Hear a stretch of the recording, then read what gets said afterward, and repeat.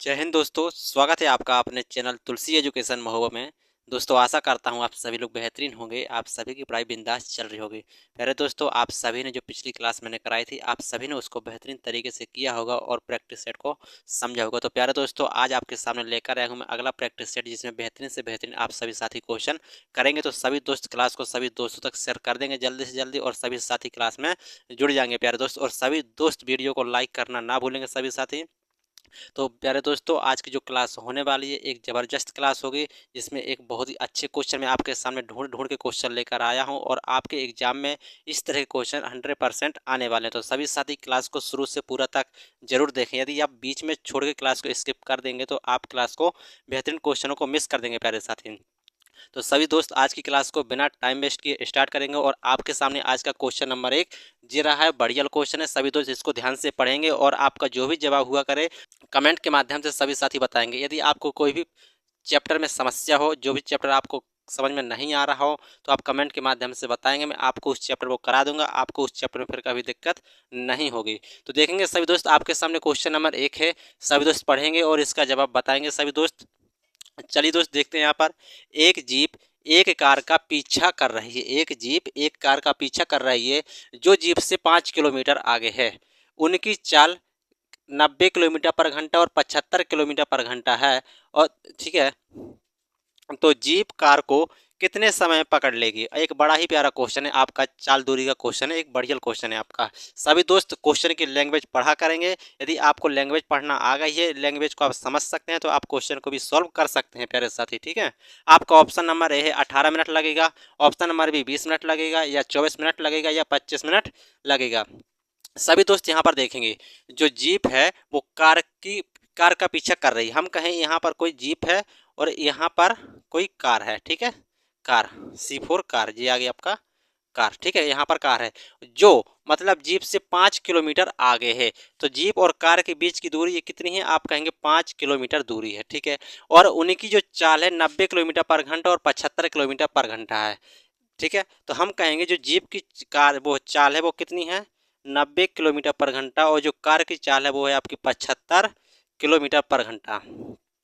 और एक दिशा में भाग रहे हैं, कार आगे आगे जा रही है और जीप पीछे पीछे जा रही है। चोर सिपाही वाला क्वेश्चन होता है कि चोर आगे आगे और सिपाही पीछे पीछे। ठीक उसी तरह का है कि यहाँ पर कार आगे आगे जा रही और जो जीप है वो उसके पीछे पीछे जा रही है। जब एक ही दिशा में चले दोनों, तो वहां पर जो हमारी सापेक्ष की रिलेटिव स्पीड क्या होगी, सापेक्ष चाल वहां पर क्या होगी दोस्त, आप S1 माइनस S2 हो जाएगा। जब आपकी सापेक्ष चाल एक ही दिशा में होती है तो वहां पर दोनों चालों को हम घटा देते हैं, लेकिन जब उनकी चाल विपरीत दिशा में होती है तो वहां पर हम सापेक्ष चाल को जोड़ देते हैं। 90 और 75, तो कितना आ जाएगा, 90 माइनस 75 आप कहेंगे आ जाएगा 15 किलोमीटर पर घंटा। कितना आ जाएगा, 15 किलोमीटर पर घंटा। ये आपकी चाल है, ये आपकी दूरी है, बताना आपको टाइम है। आप सभी दोस्त जानते हैं कि टाइम बराबर क्या होता है, दूरी बटे चाल होता है। टाइम बराबर दूरी बटे चाल। आपके पास तीनों मान हैं, तीन में से दो मान दिए हैं, एक आपको बताना है। ठीक है, उठा के रख देंगे। दूरी कितनी है, आप कहेंगे 5, और आपका समय वो चाल कितनी है, आप कहेंगे 15। कितना आ जाएगा, 1/3 घंटे। कितना आ जाएगा, 1/3 घंटे।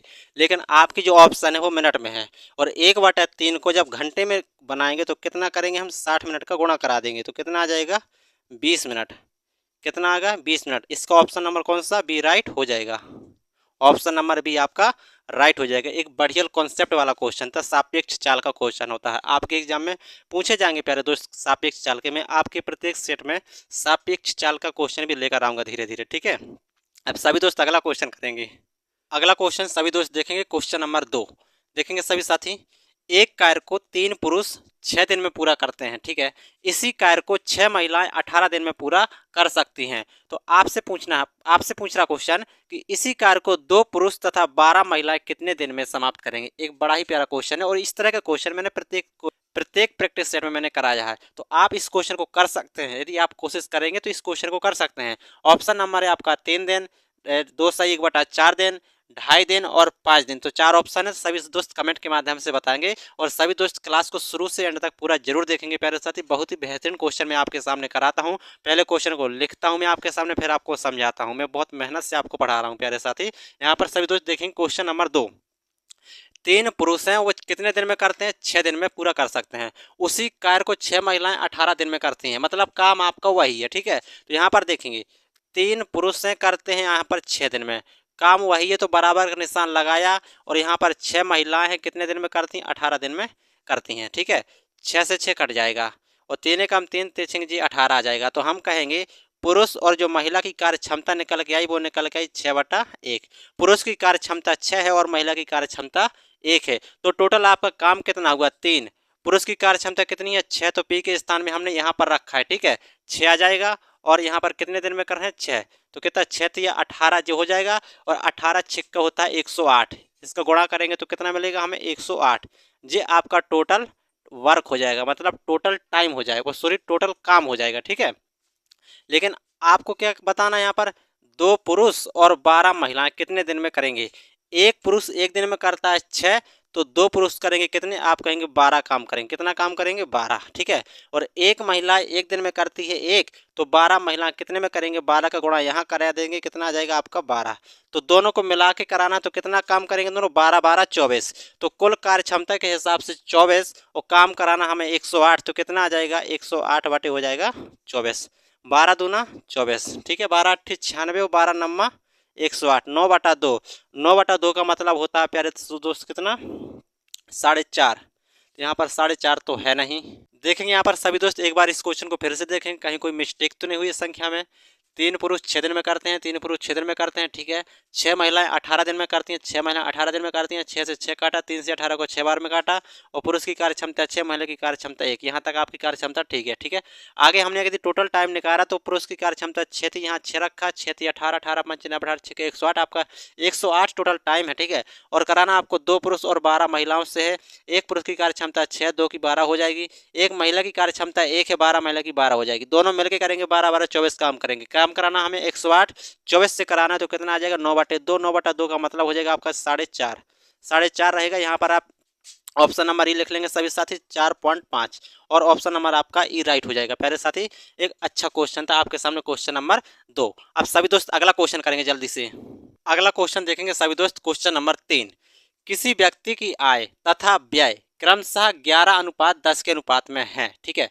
यदि प्रतिवर्ष वह 9,000 रुपए की बचत करता है तो उसकी मासिक आय कितनी थी? अच्छा क्वेश्चन है सभी दोस्त, ध्यान से एक बार फिर से पढ़ेंगे। क्वेश्चन क्या कह रहा है?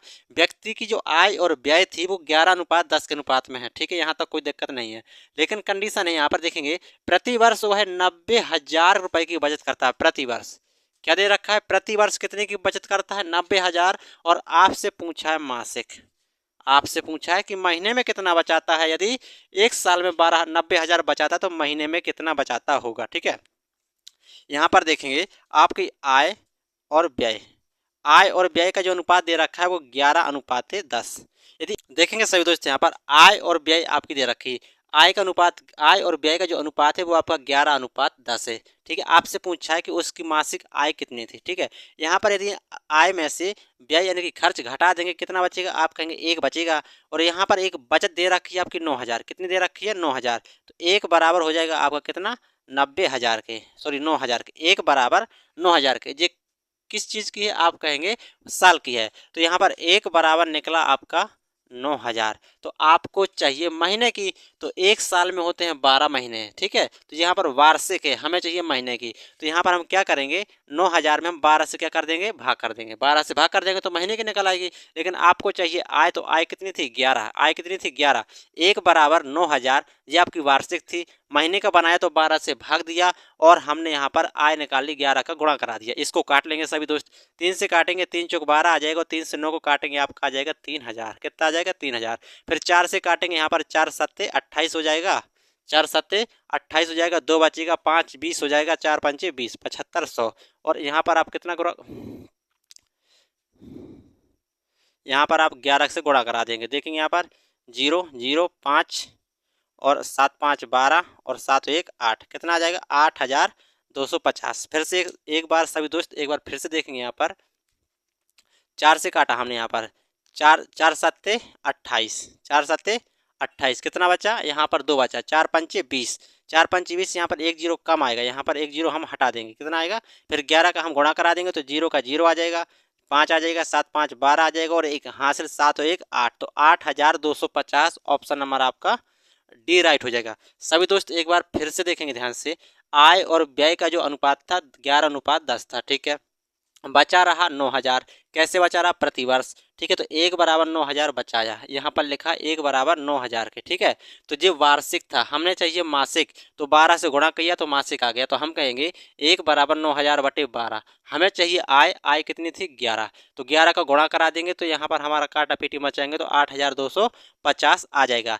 दूसरा ऑप्शन आपका ये है कि जो भी आपका आंसर होगा दोस्त वो 11 का मल्टीपल होगा, यदि आप डायरेक्ट करेंगे तो, ठीक है। यदि 11 का मल्टीपल होगा तो आपका 8,000 तो है नहीं, 8800 है आपका मल्टीपल, 8,500 जे भी है आपका, जे भी नहीं है, 8,500 भी नहीं है, और ये 8 5 13 2 11 जे आपका है। तो आपके दो ऑप्शन फिर 11 से कट रहे हैं, तो आपको फिर ऐसे करना पड़ेगा, ठीक है। ध्यान देना आप सभी लोग, इसका ऑप्शन नंबर आपका डी राइट हो जाएगा। अब सभी दोस्त अगला क्वेश्चन देखेंगे। अगला क्वेश्चन है दोस्त आपके सामने क्वेश्चन नंबर 5 देखेंगे सभी दोस्त। दो संख्याओं का जो योग है वो 23 है, ठीक है, और उनका गुणनफल 120 है। तो आपसे पूछ रहा है कि उनके वर्गों का योग कितना होगा, वर्गों का योग कितना होगा। प्यारा क्वेश्चन है आपके सामने। दो संख्या हैं और दो संख्याओं का योग आपका 23 है और गुणा करने पर 120 आता है। तो आप अपने दिमाग में सोचेंगे कि वो संख्या ऐसी क्या है कि उन दोनों को यदि जोड़ा जाए तो हमारा 23 आ जाए और उन दोनों का यदि गुणा करा जाए तो हमारा 120 आ जाए। दिमाग में आपको याद होना चाहिए, फटाफट सभी दोस्त ध्यान देंगे और सोचेंगे सभी साथी। 23 आना चाहिए, कहने का मतलब हमारा दो संख्या हो उनका योग हो तो 123 आ जाए, सॉरी 23 आ जाए, और उन दोनों का गुणा कराए तो हमारा 120 आ जाए। ध्यान देना, यदि हम इनका कराते हैं 15 और 8, सोचना पड़ेगा आपको और जल्दी करना पड़ेगा। 15 और 8, 15 8 120 होता है, 15 में 8 जोड़ेंगे 23 हो जाएगा, तो आप कहेंगे हमारी संख्या 15 और 8 है, ठीक है। फिर आपको संख्या नहीं बतानी है, आपको संख्या नहीं बतानी है, ना ही आपसे संख्या पूछ रहा है। आपसे पूछ रहा है कि वर्गों का योग कितना होगा। 15 का वर्ग कर देंगे आपका हो जाएगा 225 हो जाएगा, 8 का वर्ग कर देंगे आपका 64 हो जाएगा। इन दोनों को जोड़ देंगे, 5 4 9 आ जाएगा, 6 2 8 आ जाएगा और 289। ऑप्शन नंबर कौन सा, ए राइट हो जाएगा। छोटा सा क्वेश्चन था लेकिन सोचने वाला क्वेश्चन था, यदि आपको आता है तो जल्दी कर ले जाएंगे, वरना इसी में उलझे रह जाएंगे। सभी दोस्त अब अगला क्वेश्चन देखेंगे। अगला क्वेश्चन आपके सामने क्वेश्चन नंबर 6। सभी दोस्त देखेंगे यहाँ पर क्वेश्चन नंबर 6 का सही जवाब क्या होगा। यदि एक परीक्षा के लिए चयनित या चुने गए 10 छात्रों में से 3 थे वो 20 वर्ष के थे, 4 21 वर्ष के थे और 3 आपके 22 वर्ष के थे, तो आपसे पूछा जा रहा है कि समूह की औसत आयु कितनी थी, पूरी कक्षा की औसत आयु कितनी थी। अच्छा क्वेश्चन है, एवरेज से है। 10 छात्र थे, 10 में से 3 की 20 वर्ष थी, 4 की 21 वर्ष थी और 3 लोगों की 22 वर्ष थी। तो समूह की औसत आयु ज्ञात करना है, यानी कि पूरे के पूरे आप 10 छात्रों की औसत आयु बतानी है, ठीक है। ध्यान देंगे, 3 लोगों की कितनी थी, 20 थी, तो इनका गुणा करा देंगे तो योग निकल के आ जाएगा 20 तिया 60, ठीक है। 4 लोगों की कितनी थी, 21 वर्ष थी, इनका गुणा करा देंगे तो योग निकल के आ जाएगा 21 चौको 84, ठीक है। और फिर आगे है 3 लोगों की 22 वर्ष थी, 3 लोगों की 22 वर्ष थी, तो इनका गुणा करा देंगे तो योग निकल के आएगा 22 तिया 66। 4 3 7 3 10, टोटल आपके 10 लोग हो चुके, तो योग कितना बैठ रहा, 6 4 10, ठीक है, 6 6 12 12 8 20 1 21, आपका 210 योग बैठ रहा। तो 210 योग है, तो एवरेज बराबर क्या होता है, सभी संख्याओं का योग बटे सभी संख्याएं। सभी संख्याओं का योग आया 210 और संख्या यहाँ पे, संख्या मतलब छात्रों की कितनी है 10 है, तो डिवाइड कर देंगे कितना आ जाएगा 21 वर्ष। तो सभी समूह के औसत आयु कितनी थी, समूह की 21 वर्ष। ऑप्शन नंबर आपका ए राइट हो जाएगा। छोटा सा क्वेश्चन था, एवरेज से था, बड़ा ही अच्छा क्वेश्चन था प्यारे साथी। अब सभी दोस्त अगला क्वेश्चन देखेंगे अगला क्वेश्चन आपके सामने क्वेश्चन नंबर 7। अच्छा क्वेश्चन देखेंगे यहाँ पर, स्पिरिट के साथ पानी किस अनुपात में मिलाया जाए कि मिश्रण को लागत मूल्य पर बेचने पर 20% का प्रॉफिट हो। मिक्सचर एंड एलिगेशन का प्यारे साथी एक बड़ा ही लाजवाब क्वेश्चन है आपके सामने। स्पिरिट के साथ पानी किस अनुपात में मिलाना है, एक तरह आपका स्पिरिट है, एक जगह आपका पानी है, ठीक है, और ताकि लागत मूल्य पर बेचने पर 20% का लाभ हो। यहाँ पर ध्यान देना, 20% का जो फ्रैक्शन होता है वो होता है 1/5, 1/5। हमने कहा हमारा जो लागत मूल्य था वो हमने 1 रुपया माना, यहाँ पर लिखेंगे लागत मूल्य, लागत मूल्य हमने कितना माना, सीपी माना, हमने 1 रुपया माना। यदि हमने 1 रुपया माना कि हमारा लागत मूल्य सीपी यानी कि 1 रुपया है, और हमने कहा हम 1 रुपये पर ही बेचेंगे, तो हमारा एसपी भी 1 रुपये ही मान के चलेंगे। हमने माना कि 1 रुपये हमारा लागत मूल्य है और हमने कहा इसी पर हम बेचेंगे तो एसपी भी हमारा यही रहेगा, ठीक है। 20% का फ्रैक्शन तोड़ा 1/5 आया। हमारा क्रय मूल्य यहाँ पर 5 है, बेच रहा है 1% के लाभ पर, तो क्या कहेंगे हम 6 पर बेचा होगा, कहेंगे हम 6 पर बेचा होगा। तो 6 बराबर कितने को हो जाएगा, यहाँ पर 1 पर बेच रहे थे, 6 बराबर 1 के, तो 1 बराबर 1/6 आ जाएगा। तो 5 बराबर कितना आ जाएगा, आप कहेंगे 5/6 आ जाएगा, 5/6 आ जाएगा। तो हमने लागत मूल्य माना था 1 रुपया माना था, और बेच रहे हैं कितने पर, 5/6 पर बेच रहे हैं, 5/6। ध्यान देना, जब यहाँ 1 है और यहाँ की वैल्यू इससे कम आई है, तो यहाँ पर जो मानेंगे पानी हमारा 0 हो जाएगा। पानी कितना हो जाएगा, 0। यदि यहाँ पर वैल्यू बढ़ जाती तो हम अपने पानी 100 मान के चलते, यहाँ पर आपको घटा देना है, ठीक है। इतने में से जे घटेगा तो आपका 5/6 ही बचेगा, ठीक है। और 1 में से 5/6 घटेगा तो बचेगा आपका 1/6। 1 में से 5/6 घटेगा तो आपका 1/6 घटेगा। और यहाँ से यदि रेशियो निकालेंगे तो 6 से 6 घट जाएगा, बचेगा आपका कितना, 5:1। और ऑप्शन हमारा आपका बी राइट हो जाएगा। अच्छा क्वेश्चन था प्यारे साथी, इस क्वेश्चन को आप क्लास को 1-2 बार पीछे करके देख लेंगे, आपको बेहतरीन तरीके से समझ में आ जाएगा। अब सभी दोस्त अगला क्वेश्चन देखेंगे। अगला क्वेश्चन आपके सामने क्वेश्चन नंबर 8। सभी दोस्त यहाँ पर देखेंगे और क्वेश्चन को पढ़ेंगे और इसका कमेंट के माध्यम से सभी दोस्त जवाब बताएंगे क्या होगा। 1 किलोमीटर की दौड़ में रवि नितिन को 400 मीटर से हराता है। 1 किलोमीटर की दौड़ में, या हम कहेंगे 1000 मीटर, 1 किलोमीटर में ही 1000 मीटर होते हैं। 1000 मीटर की दौड़ में रवि नितिन को 400 मीटर से हराता है तथा दीपक को 200 मीटर से हराता है। तो दीपक नितिन को कितने मीटर से हरा देगा। अच्छा क्वेश्चन है, यहाँ पर ध्यान देंगे सभी दोस्त। यहाँ पर हम बनाएंगे और यहाँ पर हम लिखेंगे, ठीक है। यहाँ पर है आपका रवि और यहाँ पर है आपका नितिन, ठीक है। यहाँ पर देखेंगे रवि नितिन को 400 मीटर से हराता है, यानी कि रवि जाता है पूरा का पूरा कितना, यदि रवि पूरा का पूरा 1000 मीटर जाता है तो उस केस में नितिन कितना जा रहा होगा, 400 से हरा रहा है तो कितना जा रहा होगा, 600 जाएगा। जब वो रवि 1000 जाएगा तो नितिन कितना चलेगा, 600, तभी तो 400 मीटर से हराएगा। तो यहाँ पर यदि रेशियो निकालेंगे, हमारा रेशियो निकल के आ जाएगा 5 और 3 का, तो इनका 5:3 का रेशियो निकल के आया, ठीक है। आगे क्या कह रहा, तथा दीपक को 200 मीटर से हराता है। कौन, रवि। रवि ही किसको, दीपक को 200 मीटर से हराता है। तो रवि यदि 1000 जाता है और 200 से हराता है दीपक को, तो हम कहेंगे वो 800 जा रहा होगा। बात क्लियर। 2 जीरो से 2 जीरो कटेंगे, यहाँ से 2 से और काटेंगे तो 5:4। तो रवि और दीपक, यहाँ पर दीपक को भी हम लिख लेंगे, दीपक। रवि 5 जाता है, जिस केस में दीपक कितना जाता है, 4। तो रवि 5 यहाँ पर जा रहा, दीपक जाएगा 4। जी आपका तीनों का अनुपात निकल के आ गया। आपसे क्वेश्चन पूछ रहा कि दीपक नितिन को कितने मीटर से हराएगा। दीपक नितिन को कितने मीटर से हरा रहा है, आप कहेंगे 1 मीटर से हरा रहा है। जबकि आपको कितनी दूरी तय करनी है, 1 किलोमीटर यानी कि 1000 मीटर दूरी तय करनी है। तो 4 बराबर जो होगा वो 1000 की दूरी की, तो 1 बराबर कितना आ जाएगा, आप कहेंगे 250। कितना आ जाएगा, 250। और आपसे यही पूछा है कि 1 की वैल्यू कितनी होगी, क्योंकि 1 मीटर से हरा रहा है। तो 4 बराबर 1000 के, 1 बराबर 250 के, 1 की वैल्यू निकल आई 250। तो 250 मीटर से दीपक नितिन को हरा देगा। ऑप्शन नंबर आपका बी राइट हो जाएगा, ठीक है दोस्त। अब सभी साथी अगला क्वेश्चन करेंगे। अगला क्वेश्चन दोस्त आपके सामने क्वेश्चन नंबर 9। किसी घनाभ की माप 25 सेंटीमीटर, 20 सेंटीमीटर तथा 4 सेंटीमीटर है, ठीक है।